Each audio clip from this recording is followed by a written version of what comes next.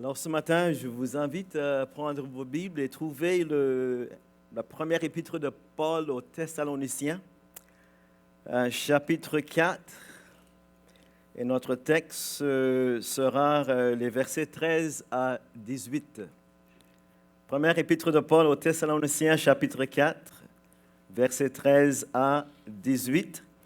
Et nous continuons notre série ce matin, sans reproche à son retour.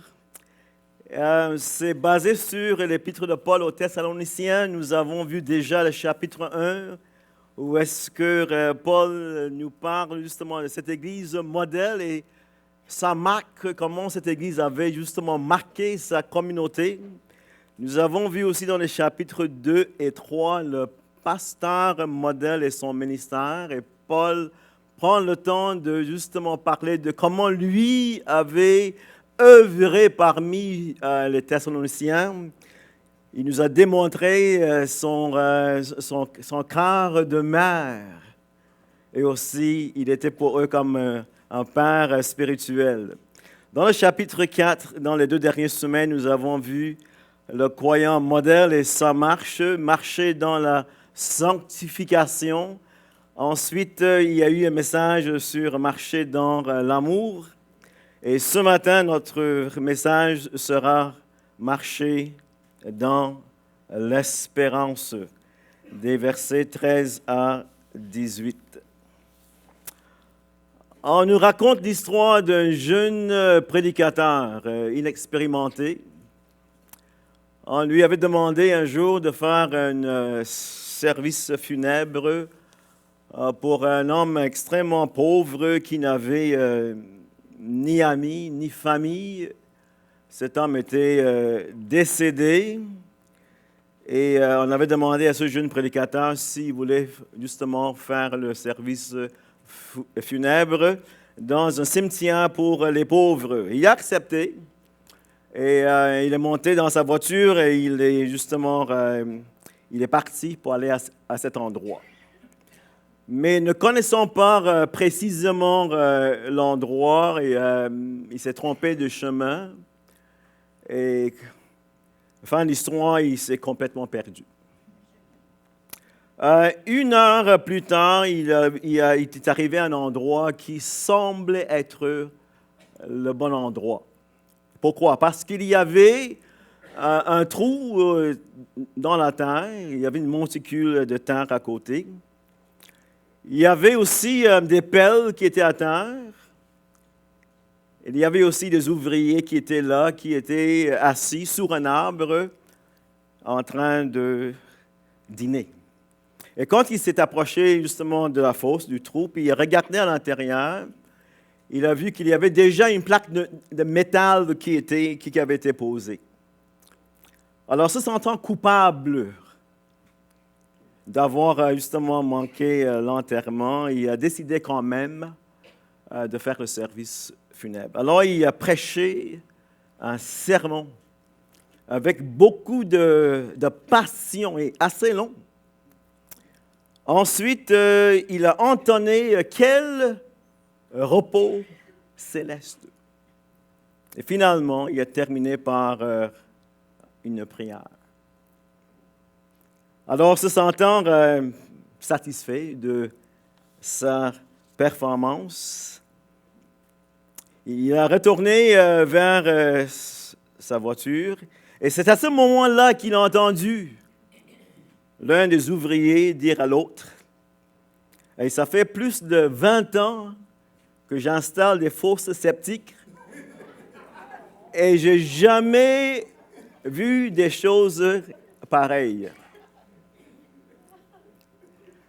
Alors ce matin, nous n'allons pas parler des fosses septiques, nous allons parler plutôt de la mort, justement, et nous allons parler aussi de ce moment où est-ce que quand la mort frappe, vous savez que la mort ne fait pas de distinction. Pas de distinction de race, de couleur, d'âge. C'est une réalité de la vie. L'homme meurt. Et si le Seigneur ne sera pas de retour. Un jour, tôt ou tard, vous et moi, nous allons être à côté justement d'un trou dans la terre.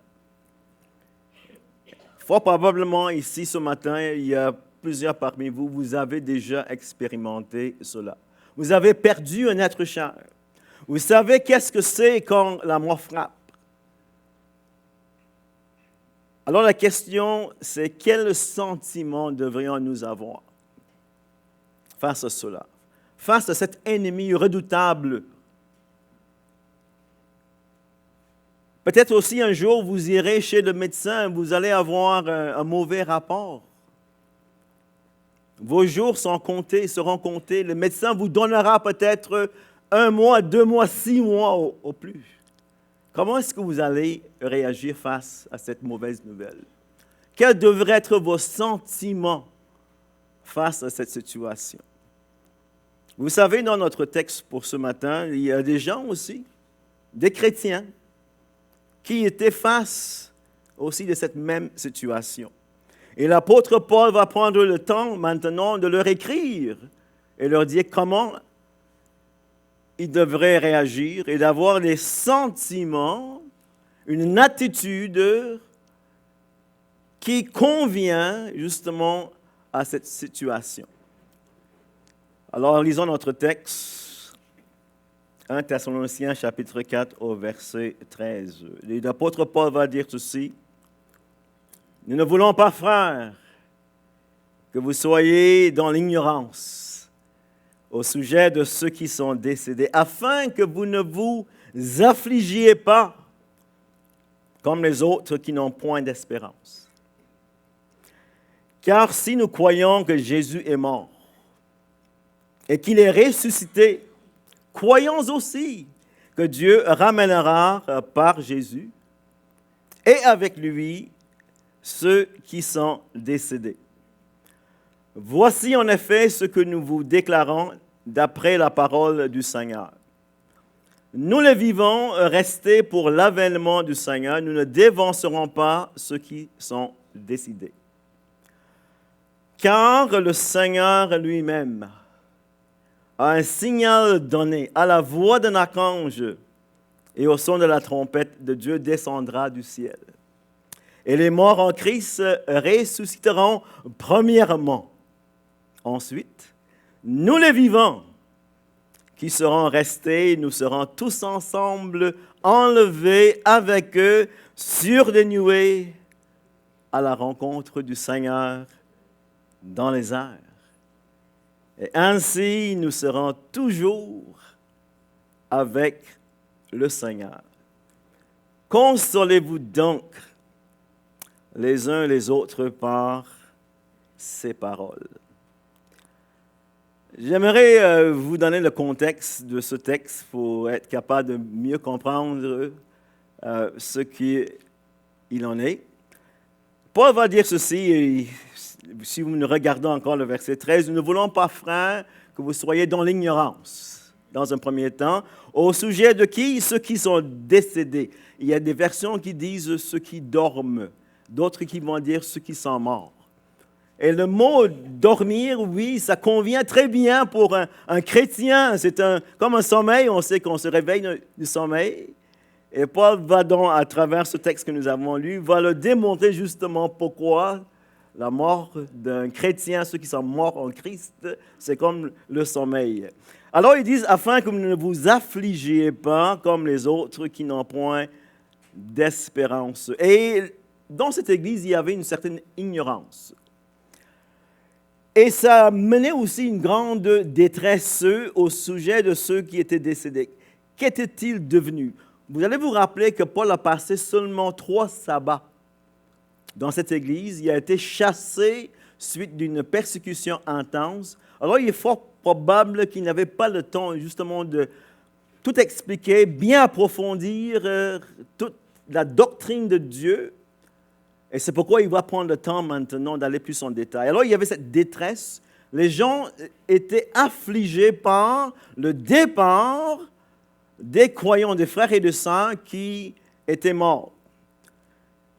Les reverrait-il encore? Ça, ce n'était pas certain non plus. Et une autre chose aussi, le contexte dans lequel les Thessaloniciens vivaient n'aidait pas la situation. Vous allez vous rappeler que dans Actes chapitre 17, nous lisons qu'il y avait quelques Juifs, mais il y avait une grande multitude de Grecs, ça veut dire des non-croyants. Et dans la culture, voilà comment est-ce que ces gens voyaient justement la mort, les défunts. Quelqu'un avait dit ceci à un de leurs auteurs: personne ne se réveille et ne se lève après qu'elle a été rattrapée par la fin glaciale de la vie. Après la mort, il n'y a pas de réveil. Après le tombeau, pas de rencontre de ceux qui se sont aimés sur la terre. Un autre a dit ceci: je n'étais pas, je suis devenu, je ne suis plus, je ne me soucie pas. Ça, c'était écrit sur une pierre tombale païenne. Alors, ces gens-là, les contemporains, la culture à l'époque n'avait pas d'espérance. La deuxième chose aussi qui causait justement cette angoisse, cette affliction chez les Thessaloniciens, c'est parce que Paul leur avait dit, on voit dans le chapitre 1, il leur a dit, on sait comment vous vous êtes convertis à Dieu en abandonnant les idoles pour servir le Dieu vivant et vrai, et quoi, pour attendre des cieux son Fils. Et pour eux, Jésus pouvait revenir à n'importe quel instant. Il attendait d'un moment à l'autre. Et voilà, il y avait des frères et des sœurs qui décédaient. Et pour eux, ces frères et ces sœurs en Christ avaient raté justement le retour glorieux de Jésus. Et dans leur esprit, c'est comme s'ils avaient subi une perte irréparable. Alors ça aussi, ça causait de la tristesse dans le cœur. Et là, vous voyez ici que j'ai écrit un genre d'équation quand on est dans l'ignorance. Ça nous amène à avoir un faux raisonnement.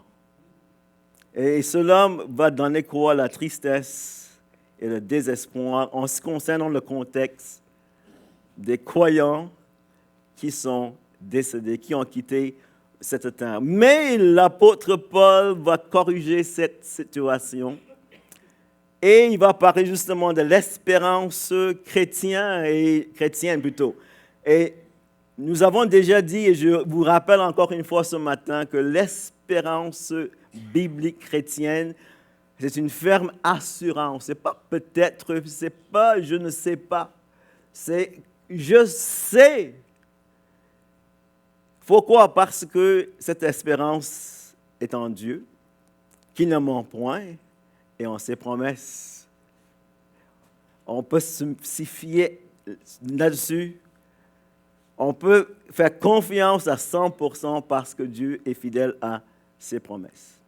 Alors ce matin, j'aimerais alors, avec vous, regarder ensemble 3 raisons d'avoir de l'espérance au sujet des croyants décédés. Quand vous serez un jour dans un tel contexte, si vous avez déjà aussi expérimenté cela. Alors dans un premier temps, les défunts seront ramenés par Jésus. Regardez votre texte encore au verset 14. L'apôtre Paul va dire ceci: si, et ce n'est pas si on ne sait pas, c'est puisque, c'est définitif. Puisque nous croyons que Jésus est mort et qu'il est ressuscité, croyons aussi que Dieu ramènera par Jésus et avec lui ceux qui sont décédés. Alors la première chose qu'il va leur dire, vous êtes en train de vous affliger parce que vous n'avez pas toute la connaissance. Et je vous le donne maintenant. Les décédés, les défunts seront ramenés par la puissance de Jésus. Et il base justement cette déclaration, cette affirmation sur 2 choses.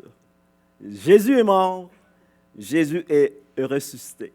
Alors, comment est-ce que ça fonctionne? Dans un premier temps, il y a cette assurance, cette base justement de l'espérance chrétienne. Il y a 2 piliers solides. Dans un premier temps, Jésus est mort. Qu'est-ce que cela veut dire? Pourquoi Jésus est-il mort? Mais la réponse, c'est parce que l'homme meurt. Séparation de Dieu qui vit à cause de sa désobéissance amène la mort. Genèse chapitre 2 au verset 16, Dieu avait dit à Adam et Ève, vous pouvez manger de tous les arbres du jardin, mais de l'arbre de la connaissance du bien et le mal, vous n'en mangerez pas, parce que le jour que vous en mangerez, vous mourrez. Ça, c'était justement la condition. Et nous savons qu'est-ce qui est arrivé. Adam et Ève, justement, ont pris du fruit défendu et la sentence de mort est tombée sur eux. Pas la mort physique en ce moment-là, mais c'était la mort spirituelle, qui aussi est accompagnée par la mort physique. Romains chapitre 5, 12 nous dit ceci, « C'est pourquoi par un seul homme, il fait référence justement à Adam, le péché est entré dans le monde, et par le péché quoi la mort, et qu'ainsi la mort s'est étendue sur tous les hommes, parce que tous ont péché. » Alors voilà la condition triste de l'homme. Notre condition à nous, aujourd'hui, l'homme meurt. Allez dans n'importe quelle ville et vous allez trouver des cimetières, vous allez trouver des pierres tombales, des columbariums, que ce soit en Amérique du Nord, en Amérique du Sud, partout sur la planète, vous allez trouver justement des endroits parce que l'homme meurt. Mais la bonne nouvelle, Dieu n'a pas été pris par surprise. Et c'est un Dieu de grâce et de miséricorde et d'amour. Et il a mis en place justement un plan pour renverser justement cette sentence de mort qui est tombée sur l'homme. Il y a la substitution. Nous avons célébré ce matin le repas du Seigneur qui proclame quoi? La mort de Jésus jusqu'à ce qu'il revienne. Jésus a dit dans Jean 6, 38, « Je suis descendu du ciel non pour faire ma volonté, mais la volonté de celui qui m'a envoyé. » Quel contraste avec Adam. Hein? Désobéissance, obéissance. Et Jésus a vécu une vie exemplaire, parfaite, sans péché, sans tache. Et c'est pourquoi il a été justement qualifié d'être le substitut pour l'homme pécheur. Ésaïe 53 nous dit ceci, il a été blessé pour nos péchés, brisé pour nos iniquités. Le châtiment qui nous donne la paix est tombé sur lui, et c'est par ses meurtrissures que nous sommes guéris. Ça, c'est la bonne nouvelle de l'Évangile. Christ aussi a souffert pour les péchés, lui juste, pour nous les injustes, afin de nous amener à Dieu. La bonne nouvelle ce matin, c'est que notre dette, le salaire du péché, c'est la mort, mais ça a été payé à la croix. Christ est mort pour nos péchés. Il y a aussi un deuxième pilier, c'est la résurrection.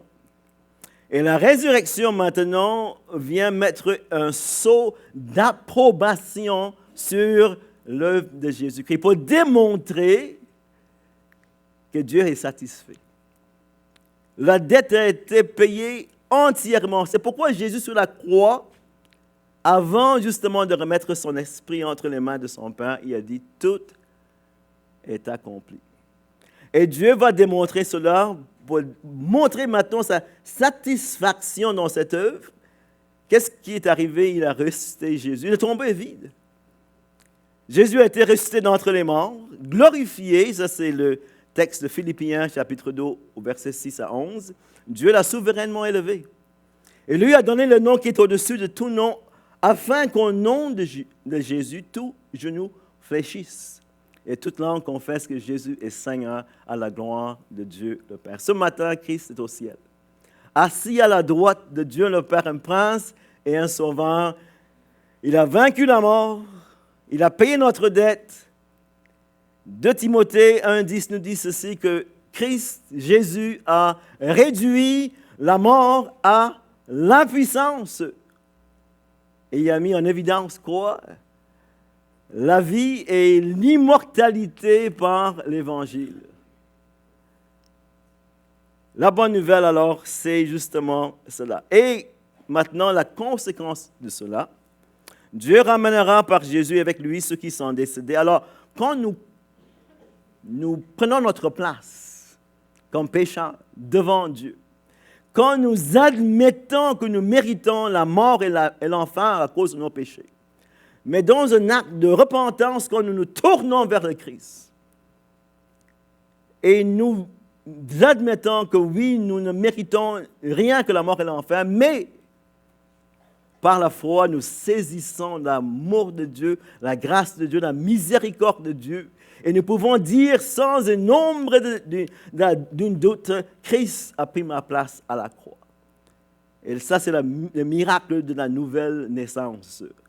Pour ceux qui croient en Jésus, non seulement leur dette a été payée, mais la sentence de mort a été annulée et remplacée par la vie éternelle. Pourquoi nous avons des beaux versets qui nous donnent cette assurance. Jean 3,16. Dieu a tant aimé le monde qu'il a donné son Fils unique, afin que quiconque croit en lui ne périsse point, ça c'est la mort éternelle, mais qu'il ait quoi? La vie éternelle. Jean 5, 24 nous dit ceci, que Christ, en vérité, je vous le dis, celui qui croit, écoute ma voix, qui se va dire, et qui croit en celui qui m'a envoyé, a la vie éternelle, et ne vient pas en jugement, mais il est passé de la mort à la vie. Et même si nous mourons physiquement, nous savons, comme Paul va dire à ses croyants, vos défunts, vos décédés, ceux qui sont partis, Dieu les ramènera. Parce que Jésus est mort et Jésus est ressuscité. Il y a un beau cantique que nous chantons en anglais qui montre justement cela, quelqu'un qui a bien saisi justement ce message de la croix. C'est en anglais, mais je vais faire aussi la traduction. My hope, on parle ici de l'espérance ce matin. My hope is built on nothing less. Mon espérance ne repose sur rien d'autre than Jesus' blood and righteousness. Le sang de Jésus et la justice de Jésus. I dare not trust the sweetest frame. Je n'ose même pas mettre ma confiance dans qui que ce soit. Même si cette personne, c'est la personne la plus aimable, la plus gentille, but wholly lean on Jesus' name. Je m'appuie totalement sur le nom de Jésus. Et là, le refrain, on Christ, the solid rock I stand. Je me tiens sur Christ, le rocher solide. All other ground is sinking sand. Tout autour de moi, c'est comme du sable mouvant. All other ground is sinking sand. Ça, c'est quelqu'un qui a saisi le message de l'Évangile et qui sait qu'il est vraiment planté solidement sur le rocher. Ses péchés sont pardonnés. Il sait qu'il y a la vie éternelle. Et ce matin, je vous pose la question, si vous êtes ici, pouvez-vous chanter justement ce chant? Parce que vous avez mis votre confiance dans l'œuvre, la mort et la résurrection de Christ. Vous n'êtes pas en train de vous confier dans votre propre bonne œuvre. La Bible nous dit que toute notre justice est comme un vêtement souillé. Éphésiens 2,8 nous dit, c'est par la grâce que vous êtes sauvés par le moyen de la foi. Et cela ne vient pas de vous, c'est par la grâce de Dieu. Ce n'est point par les œuvres, afin que personne ne se glorifie. Alors c'est important, justement, pour avoir cette espérance. Si un jour vous êtes dans ce trou-là, vous savez que Dieu va vous ramener à cause de l'œuvre de Jésus-Christ. Alors Paul va rassurer ces chrétiens. Vous n'avez pas besoin d'être dans l'angoisse, de vous affliger. Dieu ramènera par Jésus-Christ ceux qui sont décédés. Mais non seulement cela, deuxième chose, il va parler justement que les défunts seront ressuscités. Il va les ramener. Mais ça, maintenant, Paul va leur donner plus de détails. Comment ça va se passer? Et quand cela va se passer? N'oubliez pas que les autres, ils pensaient que les décédés avaient raté justement le retour glorieux du Seigneur. Alors, Paul va maintenant leur donner plus de connaissances en ce qui concerne cet événement glorieux. Et au verset 15 et 16, on relit ici, « Voici en effet ce que nous vous déclarons d'après la parole du Seigneur, nous les vivants, Restez pour l'avènement du Seigneur. Nous ne défoncerons pas ceux qui sont décédés, car le Seigneur lui-même, vous savez, tout ce qui reste, descendra du ciel. Il est mort. Il va le ramener maintenant à ceux qui sont décédés, les défunts. En Christ, ressusciteront. Ramenés à la vie, ramenés par Jésus, mais ressuscités par Jésus. Quand? La parousie de Jésus. Ce mot veut dire simplement l'arrivée, la présence. C'était utilisé dans l'Antiquité. Si un roi se déplaçait, allait d'un endroit à l'autre, et vous savez qu'à l'époque des monarques, quand il allait à un endroit, c'était avec pompe. Il y avait tout le cortège qui le suivait, puis là, il y avait un héros, peut-être, qui était là, puis là, il y avait des trompettes, une fanfare, et on savait que le roi s'en venait, la parousie, le retour glorieux du Christ à la fin des temps. Là, Paul va dire, ces défunts-là seront ramenés, mais seront ressuscités lors, justement, de cet événement. Et là, je vous ai donné, justement, qu'est-ce qui va entourer cela rapidement. Le Seigneur lui-même, lors de cet événement extraordinaire, pas Gabriel, même si c'est un archange extraordinaire, pas Michel non plus. Jésus lui-même va se lever de son trône pour venir chercher justement son Église, les défunts en Christ. Il va le dire en Jean 14, 3, je m'en vais vous préparer une place. Et lorsque je m'en serai allé et que je vous aurai préparé une place, je reviendrai. Et je vous prendrai avec moi. À un signal donné, le mot dans l'original veut dire avec un cri. En anglais, un shout. Ça veut dire crier fort. Le parallèle, c'est avec Jean chapitre 11, où est-ce que vous avez la résurrection de Lazare. Il y a un parallèle ici. Jean 5, 25, Jésus va dire qu'en vérité, je vous le dis, l'heure vient et elle est déjà venue, où les morts entendront la voix du Fils de Dieu et ceux qui l'auront entendu vivront. Fait référence à cela. Quand il est allé pour ressusciter Lazare, la parole de Dieu nous dit qu'il a dit « Lazare, sors !» Quelqu'un a dit, lors de cet événement, s'il n'y avait pas dit Lazare, tous les morts seraient sortis de leur tombeau. Mais ça va y arriver en ce moment-là. Ça, c'est le temps. À la voix d'un archange, on pense qu'ici, avec Daniel chapitre 12, ça va être Michael. Parce que lui, en Daniel chapitre 12, on voit, il est dans un contexte de résurrection. Et au son de la trompette de Dieu, Exode 19, dans l'Ancien Testament, Dieu utilisait des trompettes pour Israël, pour les rassembler, justement pour sa rencontre. Et la même chose ici, dans cet événement-là, il va y avoir un rassemblement. Les gens de partout, le monde entier, vont être rassemblés lors de ce grand événement. Deuxième chose, il va y avoir des participants qui vont justement participer dans cet événement. Eux, ils pensaient que les morts, le décédés, leurs défunts avaient raté. Paul dit non, regarde bien. Les morts en Christ ressusciteront. Et là, il va y avoir résurrection et transformation. Comment ça va se passer? Ce texte ici, avec 1 Corinthiens chapitre 15, donne le portrait total. Paul va dire, je vous dis un mystère. Nous ne mourrons pas tous, mais tous, nous serons quoi? Changés. La trompette sonnera et les morts ressusciteront. Alors, le Seigneur revient. Ceux qui sont auprès de lui, Paul va dire dans Philippiens 1, 23, « J'ai le désir de m'en aller et d'être avec Christ, ce qui de beaucoup est le meilleur. » Alors, Jésus revient. Il ramène aussi les esprits des défunts avec lui pour être justement avoir ce nouveau corps. Nous serons changés. Et ensuite, dans ce même élan, il va parler aussi des vivants. Parce que Paul, il se met là-dedans. Vous voyez comment il dit « nous les vivants ». Pour Paul, Jésus allait revenir pendant son vivant. Qui seront restés, nous serons tous ensemble enlevés.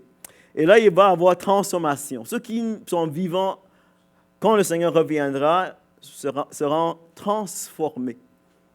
Même chose dans 1 Corinthiens 15, 52d, nous serons changés. Et 1 Jean 3, 2 nous dit ceci, quand il paraîtra, nous le verrons tel qu'il est, parce que quoi, nous serons semblables à lui.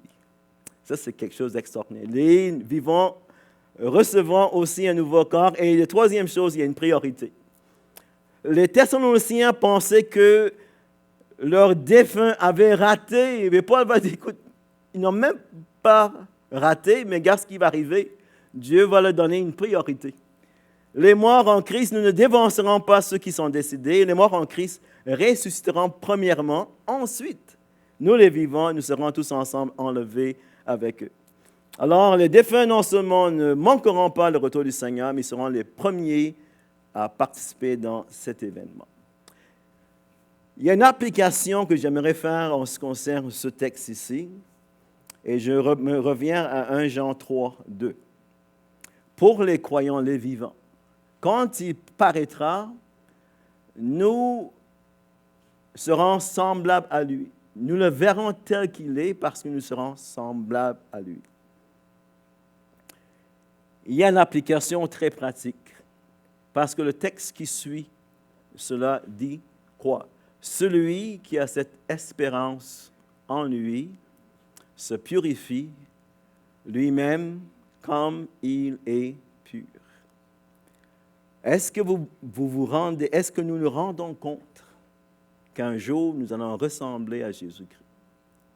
Nous allons être comme lui, un nouveau corps transformé. Alors, quelle devrait être notre attitude aujourd'hui face à ce moment glorieux, ce moment extraordinaire, quand on va être transformé à l'image de Christ? Que ce soit pour nous une motivation aujourd'hui même, que cela ait un impact présent dans notre vie. Voilà ce que je vais devenir. Et maintenant, au présent, je me tends vers cela. Comment est-ce qu'on fait cela? Mais le Seigneur nous a donné justement la possibilité. 1 Jean 1, 9, si nous confessons nos péchés, il est fidèle et juste pour nous les pardonner. Pourquoi? Pour nous purifier de toute iniquité. Celui qui a cette espérance en lui se purifie lui-même comme il est pur. Et troisièmement, je termine avec ceci, les défunts non seulement seront ramenés à la vie, non seulement seront restés par Christ, mais les défunts seront réunis avec leurs bien-aimés et avec Jésus. Et nous avons vu la puissance de Christ, nous avons vu la parousie de Christ, mais aussi c'est le plaisir de Christ. Paul va dire ceci, nous serons enlevés avec eux sur des nuées, des réunions. Ceux qui ont perdu des êtres chers, ceux qui ont pleuré à côté d'un tombeau, qui ont eu des larmes, qui ont été tristes. Pouvez-vous imaginer la joie de ce moment, de retrouver les frères et les sœurs qui sont morts dans le Seigneur, retrouver un enfant, retrouver un parent, retrouver une frère, une sœur. Tous ceux qui sont dans le Seigneur, qui ont décédé, il va y avoir cette réunion. On va les revoir. Deuxième chose, nous serons enlevés avec eux sur les nuées à la rencontre du Seigneur. Et ça, c'est quelque chose d'extraordinaire. On le chante parfois, voir mon Sauveur face à face. Jean 14 encore, Jésus dit, je reviendrai et je vous prendrai avec moi. Job avait cette même espérance. Il a dit, je sais que mon Rédempteur est vivant et qu'il se lèvera le dernier sur la terre. Là, il parle de sa mort. Quand ma peau aura été détruite, moi-même, il a dit, moi-même, je verrai Dieu, je contemplerai Dieu. Mes yeux le verront un court et non ceux d'un autre, il me sera favorable. Là, il dit, mon âme languit d'attente au-dedans de moi. Job y avait hâte. Nous chantons parfois ceci, voir mon Sauveur face à face, voir Jésus dans sa beauté. Ô joie, ô bonheur, ô ineffable grâce. Ah là là. Félicité. Félicité. Ô suprême grâce. Ô bonheur, félicité. Mais j'aimerais aussi vous apporter votre attention sur le Seigneur. Parce que c'est dit ceci, nous serons toujours avec le Seigneur. Psaume 16, 11 nous dit ceci, il y a d'abondantes joies devant ta face, des délices éternelles à ta droite. Mais le Seigneur lui-même, dans tout cela. On parle de ce jour, oui, on va être joyeux, on va voir le Seigneur, ça va être glorieux, mais le Seigneur lui-même. Cantique 3, 11 nous dit ceci, c'est un... Vous savez, le livre Cantique des Cantiques parle justement de Salomon et la Sunamite. C'est une parallèle avec Christ et l'Église, selon les commentateurs. Et dans le chapitre 3, verset 11, la Sunamite va dire aux filles de Jérusalem, « Sortez et regardez le roi Salomon avec la couronne dont sa mère l'a couronné le jour de ses fiançailles et le jour de la joie de son cœur. » Et là, je vois le parallèle ici. Christ a aimé l'Église et il s'est livré lui-même pour elle afin de croire, de la purifier, la sanctifier en la lavant par l'eau de la parole pour faire paraître devant lui cette Église croix glorieuse, sans tache ni ride, ni rien de semblable, mais sainte et irréprochable. J'imagine le Seigneur Jésus-Christ quand il va vous voir. Il est couronné de gloire et d'honneur, on sait cela, mais ses regards ne seront pas sur sa couronne. Il va être sur son épouse, sainte, irréprochable, glorieuse. Ésaïe 53 nous dit ceci, à cause du travail de son âme, il rasasira ses regards. Il va avoir des âmes. À sa ressemblance, il va dire, ça a valu la peine. Et Cantique 4.1, on voit comment cette idée continue. Salomon va dire justement à la Sunamite que tu es belle, mon ami, que tu es belle. La joie du cœur du Seigneur, le jour où est-ce qu'il va rencontrer son épouse. Ah, ça va être extraordinaire. Sujet des défunts, connaissance plus froid. Oui, c'est normal d'avoir la tristesse. C'est normal. Mais, comme Paul va dire aux Thessaloniciens, ne vous affligez pas. Il y a l'espérance. Il va y avoir aussi la joie.